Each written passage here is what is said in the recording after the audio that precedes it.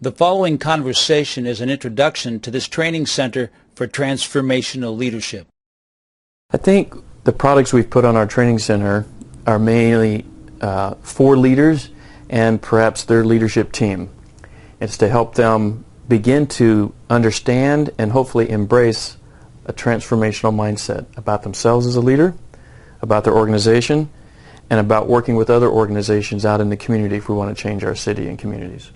You're going to be talking a lot about the difference between transactional outreach, like doing transactions, and transforming a person's place, their community, their organization. Yes. You know, there's a place for transaction. You know, hungry people need food. Someone has to collect it. A transformation leader is going to be concerned, okay, let's collect food for the hungry person, but how do we address why are they chronically hungry, and shouldn't that be a concern to change that game for that person? That's going to take a transformative mindset and pathway versus just collecting food to give them right now today, which is important and should happen. I think this is exactly the problem that all congregations face and very few solve. How do you go from doing just good deeds, transactions, you do something that's over with, like you say, give somebody some food, give them some cash, it's done. And you can go your separate ways. There's no further involvement. Yeah. And even if you do that every week, it's still just a weekly transaction. Yeah. But the transformation you're talking about... Yeah, we're looking at it both ends. We do need to do transactions such as you described. I think we can do them better in a transformational mindset. We will do the transactions, but they'll be embedded in a transformational pathway, so that it's going to become, even the transactions might increase their relational connectivity because... what's that mean? I mean, that's going to be a longer term thing. What's it going to look like? Yeah, okay, suppose a person, when we really get underneath why they have a food deficit, which is maybe a money deficit, we're going to uncover lots of things: educational needs, medical issues, bankruptcy, all kinds of dysfunction in their home, their family, bad luck, you name it. Those are complicated things. That's why they're trapped. That you can get to a point economically, emotionally, spiritually, to where you're stuck. And to get unstuck, it's pretty hard to get a car out of a ditch. It's a lot easier to drive down the road than to pull a car out of the ditch. So what we often do is go by the ditch and say, oh, here's a bottle of water, I'll see you, call AAA. And what I'm recommending is transformational leaders have to be concerned about giving people water when they're in a ditch, but we are AAA. We need to figure out how do we get people out of the ditch. It's more complicated, it's messy, it's difficult, and it takes time. So you have to build relationships and be involved with people who may... You have to develop different capacities that we often don't develop. We have to think differently. We have to allocate our resources appropriately, some transactional, some transformational. We have to habituate differently, organizationally, individually. If I'm only transactional, I only care about feeding hungry people, I can just drop my food off at the thing and be done. Are most leaders, most pastors, most church leaders, are they ready to do this? Are they interested in doing this? Do they even know about it? The reason I've created this site is because of my own journey. For about the last 16 years, our church and me as a leader in the church have been on the journey to become a more transformative congregation. And what we discovered was pretty early is, oh my goodness, we're dressed up to be a different leader. We had to start unwinding our own transactional mindset and just building our church and saying, no, wait a minute, we're supposed to build the kingdom out there. So we had to think differently. We had to go through an overhaul of ourselves. Then we realized, oh my goodness, we organized the church differently. So we had to redo some of our church organizational structure, values, habits, allocations, ways we did things, language we used to bring an alignment to be consistent. If we're trying to change the city, it matters how we spend our time, our money, our effort, what we focus on, what we call success. So we've been through that journey, and it's hard, but it was worth it. We wouldn't trade it for anything. Okay. Now we're ready to share that journey with others, because I think other pastors today are where I was 15 years ago. They're a little frustrated and conflicted, and until someone gave us that mindset and we started down the journey, we might still be back there frustrated and stuck just building our church, but not changing the world. And I've heard you say that leaders don't become this kind of a leader, a transformational type, by accident. No, unfortunately, it's not something you can just take a pill or a weekend conference and get there. It's a pretty massive overhaul of your thinking, and especially of your organization. But it's not impossible. I don't want to make it sound so high. I just don't want to say that it's just changing your mind. It's changing a mindset. So how does your training center come in? Well, what we've done is we've tried to talk about common things that organizations do from that transformational mindset, comparing and contrasting it. We used to be this way at Crossroads. We've become this way. And I suggest some of the things we had to do to get there without going into great detail. Most people can listen to that and go, oh my goodness, I can't believe you did that. But a number of those different ways of thinking, different habits, different ways of organizing have led us to where we are today, which is, I think, in a much more transformative organization, much bigger impact in the community. And I do think I think our pastors and elders feel pretty good, and our people, I know, do, because of the shift we made. Do you have to be a congregation of 500 or 5,000 to do this? This could be an office group of 5 people who want their little business to matter bigger than just selling insurance or being a little bank, or a small congregation of 20 or a house church of 15. It's really, mindset can scale from 3 or 4 people in an office to 3,000 or 4,000 in a congregation, or a big government organization that wants to make its human service department more responsive to the city. This really cuts across leaders and organizations throughout our community. When you said mindset, that made me think of one of your one of your favorite concepts, which is mind map.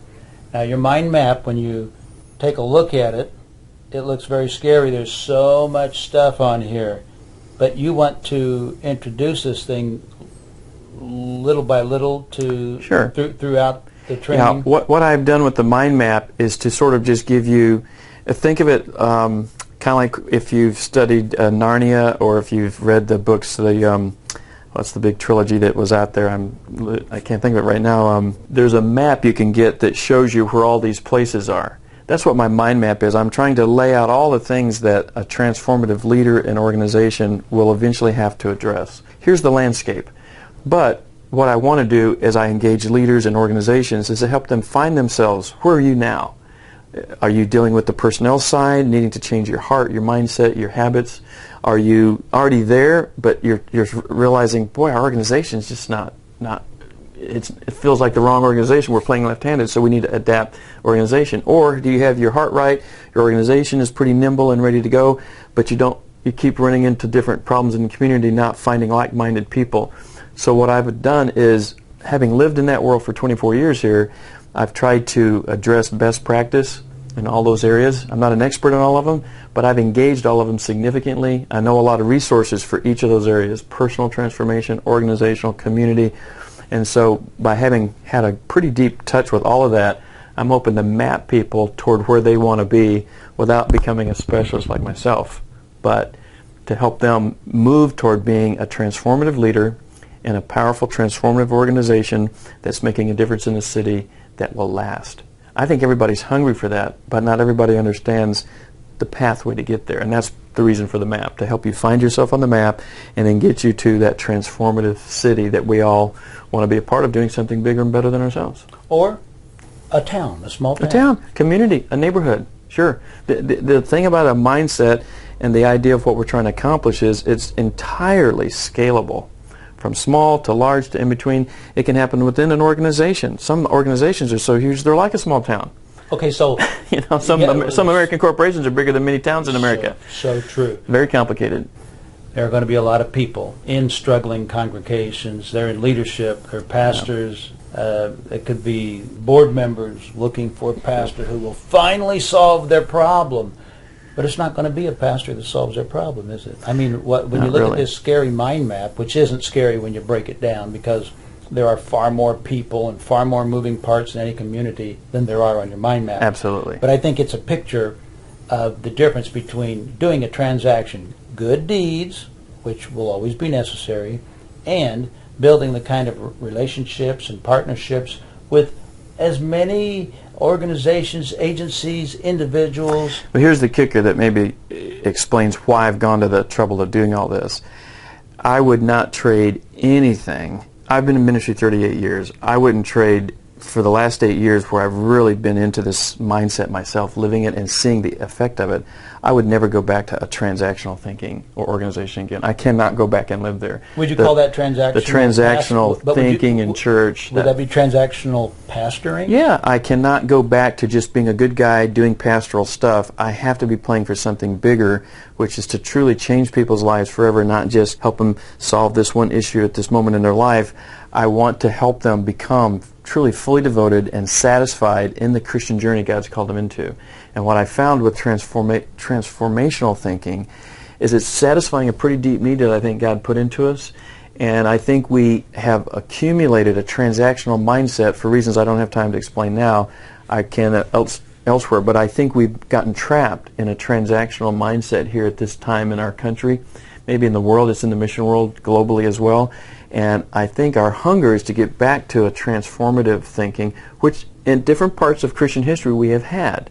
And I can point people back to times when we did that. We've lost it, and I'm trying to be one voice in a choir of people trying to help us recover a Christianity that was satisfying, that was appreciated by even the secular culture, and that was actually changing culture. The New Testament, some of the great revivals throughout 2,000 years of Christian history.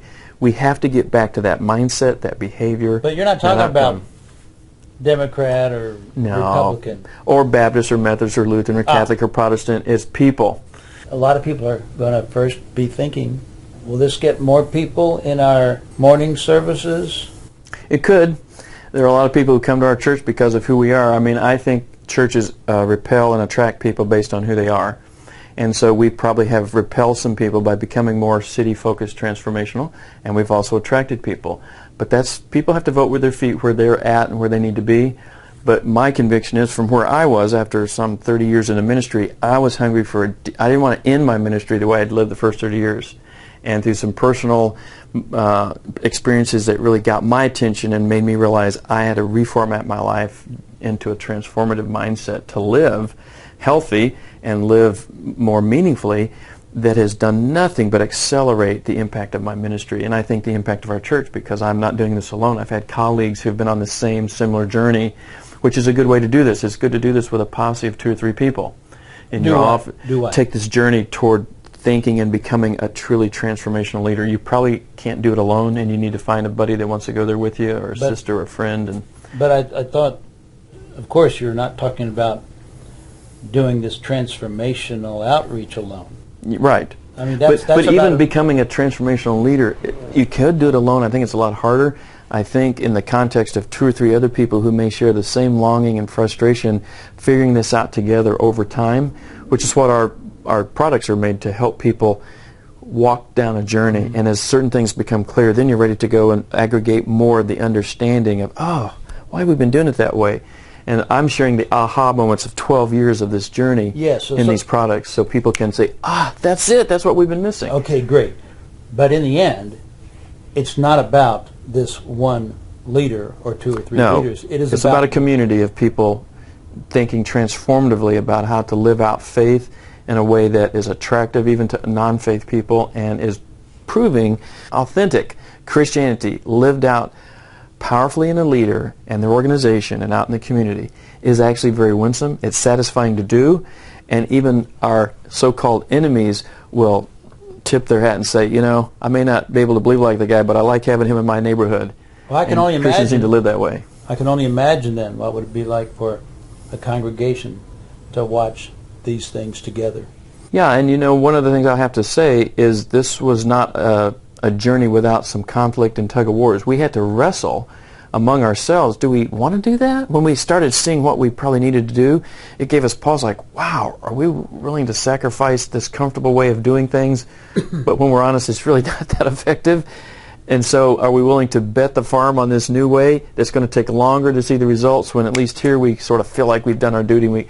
So we've made some important discoveries along the way. We needed each other to encourage each other when it was hard, when the fruit, we put seeds in the ground, the fruit wasn't here, and people were wondering, why are we doing this? And then when the fruit came, you have to stay at it long enough to see the personal fruit, the organizational, the community fruit, and when you start seeing that, then you realize this is the farming I want to be in. Then your training center would help people start with that vision. I mean, would you agree with me that it would be pretty cool for congregations to watch this together? And then absolutely. Part of the way we've tried to make the products is that as people discover themselves as a leader, they could share it in a staff meeting, an elder meeting, a small group, because a mindset becomes something shared. I mean, actually our churches do have a shared mindset. People probably buy into the mindset at varying levels, concentric circles into that understanding, but that's what the pastor and leadership are trying to do, is promote the mindset of their church. What I'm offering is, I think, a healthier, more biblical mindset that transcends denominational theological label, even organizational label, but it's rooted in the gospel, in a very wide, generous, orthodox view of the gospel, but it has huge implications and can help any kind of organization or leader or community. I really believe that, or I wouldn't have, and I've tried to format it in such a way that people from any part of the cultural compass could come here and find valuable instruction to help them be a better leader, better organization, and a better community. You said that you were really being a crazy pastor by the way you approached this whole thing of outreach. You were basically running yourself into the ground. You were trying to do everything that you could never do. It would be impossible doing all this outreach. And that you came to the point where you realized it really wasn't your job to be doing all of that. Yeah, I think the hardest thing for any of us in leadership to acknowledge, much less to begin to change, is to admit we can have wrong assumptions. Really significant baseline assumptions that are going to lead us in the wrong direction. And I'll give you a real quick summary of some of my wrong assumptions. We're a big church, we ought to do a lot of stuff. Not necessarily. We're a large church, but maybe we should do a few things really well in a large way, which is what we do now.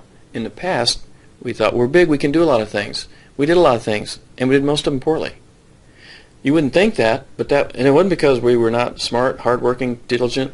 It was, in that assumption was a false belief about our capacity to manage so many things well. We didn't have it. I didn't have it. The capacity wasn't there. And at the same time, we had all these other ministries around us who had staff and facilities and expertise just in that area that we could be giving people and money to, and they're managing it.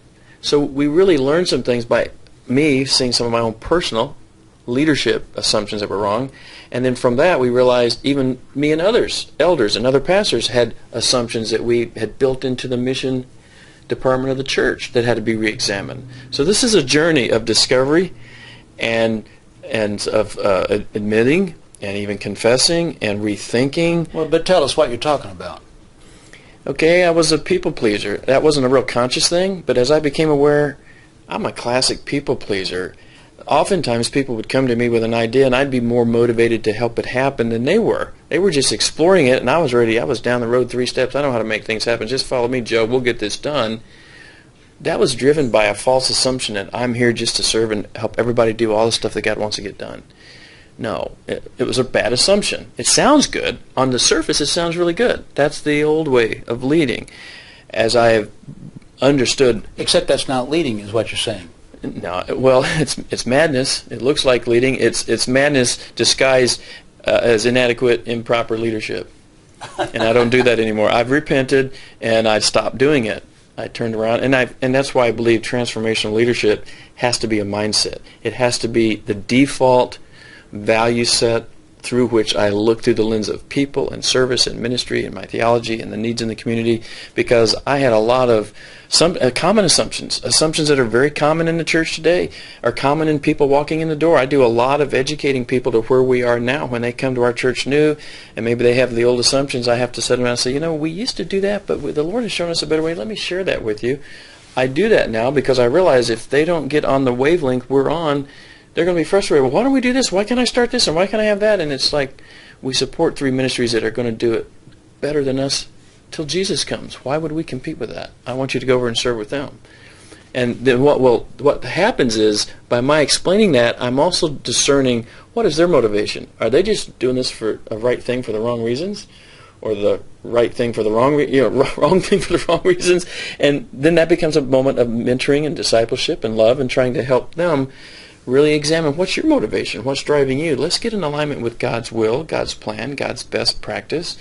That takes time and effort. That's taking an interest in you as a person rather than saying, oh, here's a guy that wants to do jail ministry. Let's take him by the arm and get him up and running, and now we got a jail ministry. Some of the training videos talk about pastors and other church leaders being territorial, but you're talking about anybody might be territorial, and they have to understand they need to approach this with a less me-centered way, or they'll never be what you're talking about. Max, we're all territorial. And the way you know it is you just have to walk around till you step on someone's territory. Then you'll know that they're territorial. And what happens in the church is good, hard-working people, workaholics like me, people pleasers, we love to carve out a territory to make ourselves feel needed and important. I know this sounds very basic, but it's true. We do it with good intentions, but it's pretty immature from a spiritual point of view. There you go. It does sound kind of childish. Yeah, even if it's a pastor, an elder, a lay person who's wonderfully intelligent, maybe gifted in the Mensa Society, none of that matters. We can all be unhealthily territorial in how we do ministry. We can have unexamined assumptions that sound right, but they're coming from a mindset, a transactional mindset, that's not step back and look at what is really being transformed here. And a lot of people come to this frustration by they do transactional stuff with good intentions, and they go, let's remind what transactional. A transaction. The most common thing is a transaction is you're hungry. I need to give you a bag of food. Transformation is, how come you're always hungry? We need to ask that question and see if we can help you get to a place in life that you won't need a food pantry. That's beautiful. Not because I don't want to give you food if you're hungry. I just don't want you to have to depend on the food pantry, because that may be a place where you're stuck, and if I really love you, I should wonder, and there may be other stuff besides food and transport. I mean, you're a different person when I ask that question than if I just say, here, take a bag of food, I don't have to see you till next month or next quarter. It's just, what would Jesus do? Sure, Jesus fed people, but he was always thinking long term. And in fact, when they came back and he said, hey, you're just coming back for a free lunch. That's not why I fed you yesterday on the other side of Galilee. I'm talking about the kingdom of God here, and you're not interested in that. And so then his teaching turned, and then they kind of went away a little confused. And he said to his disciples, are you going to go away too? But they knew enough, and they said, but Lord, who are we going to go? You alone have the words of eternal life. And I think transformational leading and ministry gives life to the effort. Transactional, while in ways it can be important, transactional alone can wear you out. It has not given me the satisfaction in ministry I long for. Even though I know I was doing the right things, I'm not sure if I was doing them the right way or for the right reasons, and so I was out of alignment with, I think, the way God flows energy, power, and sustained transformation in people, organizations, and communities. And once I realized that, I had to just chase this journey down and figure out how to reformat myself, my department, help reformat my church, so we could go out into the community a better prepared church, knowing how to partner with government, with schools, with other churches, with nonprofits, both faith-based and non-faith-based, and the business community, because they're all key sectors. So therefore, I had to get a new mindset, and it took me a while, and I had to unpack the old mindset, figure out what was worth keeping and what had to go, reintegrate the new mindset, and then look at how my old mindset had shaped my church in a way that wasn't really transformative. And we weren't bad people. We didn't know that when we started 28 years ago. But we discovered it about 12 years ago, and we began to systematically, carefully, prayerfully, thoughtfully, in consensus, make these insights and discoveries and make some hard choices. And now we've been at it long enough to see those hard choices that seemed hard 10 years ago. Boy, now it's like, that's the best thing we did. I'm glad we did it 10 years ago. I'm glad we followed up with other good choices. And everybody doesn't have to look at your mind map, but they would be probably pretty interested to know that that's what's in your mind all the time. And so from your point of view, as one who is an instructor on this kind of leadership, transformational, and how to move the action from being the responsibility of a man or a woman, anyone who is expected to do this as a job description, you're talking about moving this to the people themselves in a congregation or a group. You said even a business. Some people in a business might decide to be transformational in how they relate to the world around them. But this is in the back of your mind. The Lord of the Rings trilogy is a great story because it's all about journey and struggle and getting to a better place. And there's a map that shows the Mount Doom and where the hobbits live and the different kingdoms and all that. And the mind map for me is kind of my way of at least giving a pretty simple way what I think leadership involves. It involves you as a person, It involves the organization you're duly authorized to lead, and it involves the larger community where your organization has some kind of interaction. And so that's the main three parts of the mind map. And what I'm offering is a mindset that helps you look at those three quadrants and how they interact and what's best practice within them and how do you grow and develop in all those areas over time. And it doesn't matter if you're a teacher in a school, a Christian banker, a guy who runs a HVAC business, you sell vacuum cleaners, you sell cars, you run the drugstore. People lead all over the place, and healthy leading can be healthy anywhere, and dysfunctional leading is going to be dysfunctional anywhere. And I think the beauty of the gospel is the transcendent nature of its truth. Meaning what now? Transcendent means it's bigger than just one location. So if something's true outside of us, the gospel wasn't generated by man, it came from God, it was revealed. And what's true is always true. So if it makes me a better pastor, it can probably make you a better teacher, a better business owner, a better housewife. And we somehow have forgotten that, I think, in the church sometimes. We reduce Christianity to simple little things and forget the authentic reality that living the gospel, leading the way the gospel was modeled to us by Jesus, works. It satisfies. It makes change. It also repels people. Jesus said, I'm a rock of stumbling for some and a rock of salvation for others. So I'm not saying as a transformational leader I make everybody happy. I infuriate some people, particularly strict transactionalists who just want to work and do stuff and don't care about the consequences of their activity. I tick them off all the time because I refuse to let them run wild over a more carefully thought out effort to transform people. I don't let them come in and run amok over that, and they get mad and they usually leave. That's okay. I'm okay to repel people who don't get it, but it also attracts people who've tried that, grown weary, and have said, man, is there a way to get real lasting change in me, in my family, in my business, in my church, and in the community where I'm trying to go out and make a difference? And I think I have discovered the pathway. I'm not saying I know all about it. I have just found a better way.